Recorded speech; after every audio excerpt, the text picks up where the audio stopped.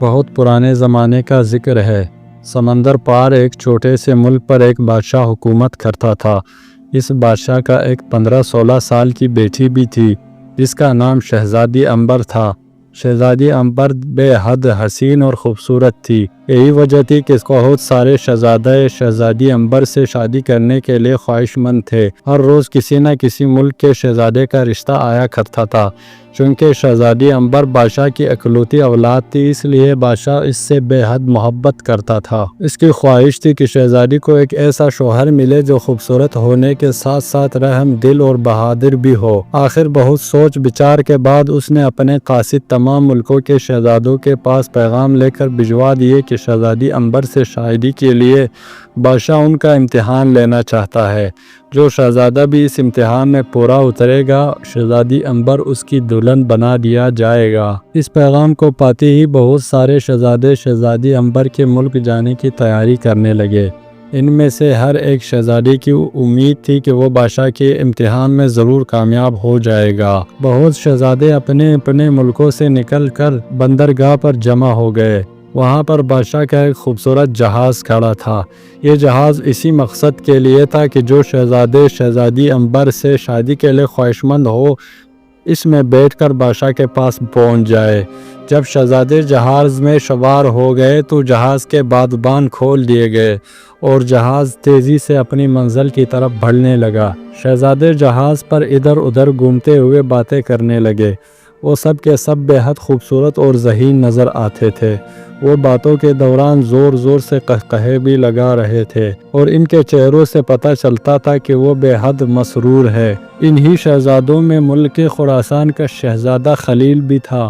وہ ان شہزادوں سے الگ تھلگ عرشے پر بیٹھا ہوا سمندر کی اونچی نیچی لہروں کے دیکھتے ہوئے کچھ سوچ رہا تھا۔ دوسرے شہزادے اس کی طرف دیکھتے ہوئے زیر لب مسکرا رہے تھے۔ ان کی آنکھوں میں شہزادے خلیل کی حقارت تھی۔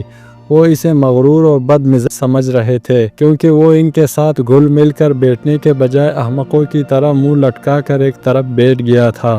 اس پر ایک شہزادے نے دوسرے شہزادے سے دھیمے لہجے میں کہا، اگر شہزادی عنبر کی اس احمق شہزادے سے شادی ہو گئی تو میں اپنا نام بدل دوں گا۔ دیکھو تو کیسے بت کی طرح بیٹھا ہے۔ حالانکہ یہ بات آہستگی سے کہہ گئی تھی مگر شہزادہ خلیل نے اسے سن لیا اور دھیرے سے مسکرا دیا۔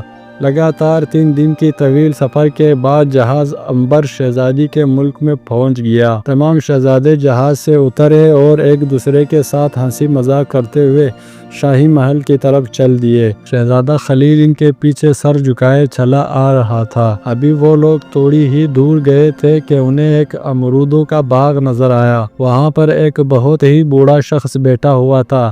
اس نے آواز دی کہ شہزادوں کو اپنی طرف متوجہ کیا۔ شہزادے اس کے پاس گئے۔ بوڑھے نے اپنے لرزتی ہوئی کمزور سی آواز میں کہا، اے نوجوانوں، میں ایک بہت بوڑھا شخص ہوں، کیا مہربانی کر کے تم میرا ایک کام کرو گے؟ بڑے میاں، یہ تمہاری خوش قسمتی ہے کہ تم میرے ملک میں نئے ہوئے۔ ایک شہزادے نے آگے بڑھ کر کہا، اگر ایسی بات تم میرے ملک میں میرے ساتھ کرتے تو میں تمہاری زبان گدی سے کھنچوا دیتا۔ تم شہزادوں سے اپنا کام کروانا چاہتے ہو؟ کیا یہ تمہارے نوکر ہیں؟ بوڑھے نے گڑ گڑا کر کہا، میں بہت غریب آدمی ہوں، میرے چھوٹے چھوٹے بچے ہیں، اپنے باغ سے امرود توڑ کر میں اپنے آپ اور اپنے بچوں کا پیٹ پالتا ہوں۔ مگر تم میری حالت دیکھ رہے ہو، میں امرودوں کے درخت پر چڑھ کر امرود توڑنے سے قاصر ہوں۔ شہزادے بھی انسان ہوا کرتے ہیں اور انسان ہی انسان کے کام آتا ہے۔ کیا تم میں سے کوئی بھی ایسا نہیں ہے جو میری مدد کر سکے؟ اپنی زبان بند کرو، ایک شہزادے نے آگے بڑھ کر کہا۔ یہ بوڑھا تو سر پر ہی چڑھ رہا ہے۔ یہ کہہ کر اسی نے بوڑھے کو ایک ایسا دھکا دیا کہ دور زمین پر جا گرا۔ تمام شہزادوں نے ایک پلک شگاف قہقہا لگایا مگر اسی وقت شہزادہ خلیل تیزی سے آگے بڑھا اور بوڑھے کو سہارا دے کر اٹھایا۔ تمام شہزادوں کو جیسے سانپ سونگھ گیا۔ پھر ان میں ایک شہزادہ بولا، اس بوڑھے کو سہارا دینے والا یہ نوجوان مجھے شہزادہ تو نہیں، بڑی کی اولاد معلوم ہوتا ہے۔ شہزادہ خلیل نے کہا، تم لوگوں کو ایک بوڑھے آدمی کو ستاتے ہوئے شرم آنا چاہیے۔ کیا تم لوگوں کے دلوں میں اپنے سے بڑوں کے لیے کوئی عزت نہیں؟ ایک لمبے تڑنگے شہزادے نے اس کے پاس آ کر کہا، اپنی یہ نصیحتیں اپنے پاس رکھو۔ اس بوڑھے کو کیا حق پہنچتا ہے کہ یہ ہم سے امرود توڑوانے کا بیہودہ مطالبہ کرے؟ اس میں اس بیچارے بوڑھے کا بھی کوئی قصور نہیں ہے۔ وہ تمہاری شکلیں دیکھ کر یہ سمجھا تھا کہ تم لوگ شریف نظر آتے ہو، اس کی بات مان لو گے۔ اس کو کیا پتا تھا کہ تم اتنے مغرور اور بدتمیز ہو گئے ہو؟ شہزادہ خلیل نے جواب دیا اور بوڑھے کے کپڑوں سے گھر جھاڑنے لگا جو زمین پہ گرنے کی وجہ سے اس کے کپڑوں پر لگ گئی تھی۔ اس کی باتیں سن کر تمام شہزادوں کے چہرے غم و غصے کی شدت سے سرخ ہو گئے۔ اسی لمبے تڑنگے شہزادے نے اپنے ساتھیوں سے کہا، اس بیوقوف شہزادے نے ایک غریب بوڑھے کی حمایت میں ہماری سخت بے عزتی اور توہین کی ہے۔ اب ہم اسے زندہ نہیں چھوڑیں گے۔ اس کی بات سن کر تمام شہزادوں نے اس کی تائید کی۔ ایک شہزادہ جو کہ اپنے آپ کو تلوار کا دھنی سمجھتا تھا، اپنی میان سے تلوار نکال کر بولا، میں اس احمق سے تم سب کی بے عزتی کا بدلہ لے لوں گا۔ شہزادہ خلیل نے بوڑھے کو ایک طرف ہٹا دیا اور اپنے تلوار نکال کر اس نوجوان شہزادے کے مقابلے میں ڈٹ گیا، مگر وہ نوجوان شہزادہ خلیل کے سامنے زیادہ دیر تک نہیں جم سکا۔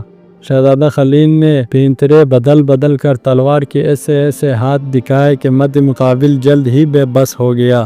شہزادہ خلیل نے تلوار کا ایک ایسا ہاتھ مارا کہ اس شہزادے کی تلوار کے ہاتھ سے نکل کر فضا میں بلند ہوئی اور اس کے نوک امرود کی درخت پر لٹکے ہوئے ایک بڑے سے امرود پر پیوست ہو گئی، اور پھر تلوار اس امرود میں لٹکی ادھر ادھر جھولنے لگی۔ تمام شہزادے حیرت سے یہ ماجرا دیکھ رہے تھے۔ شہزادہ خلیل نے آگے بڑھ کر تلوار کی نوک اس شہزادے کی سینے پر رکھ دی۔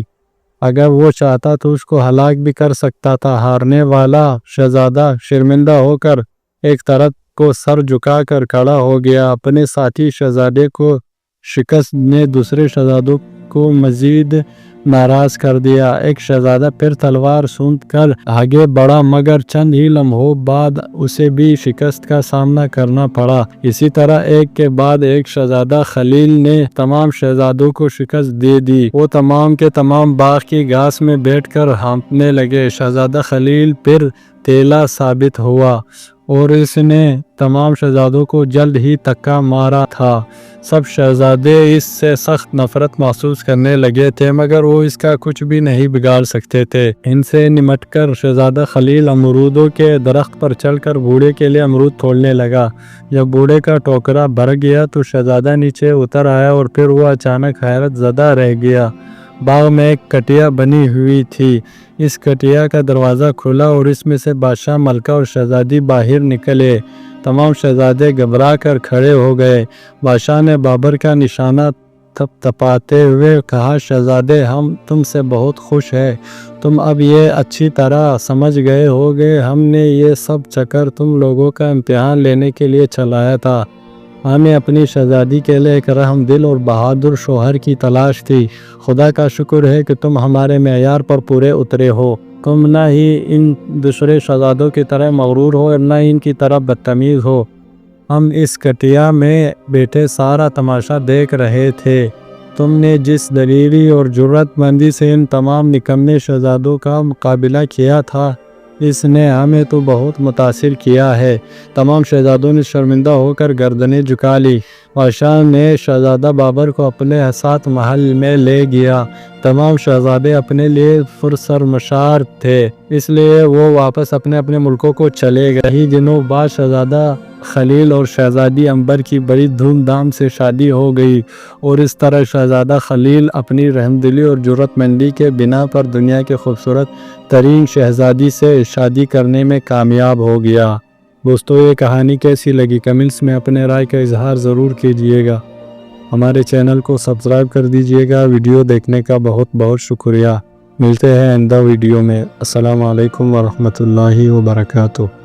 اللہ حافظ۔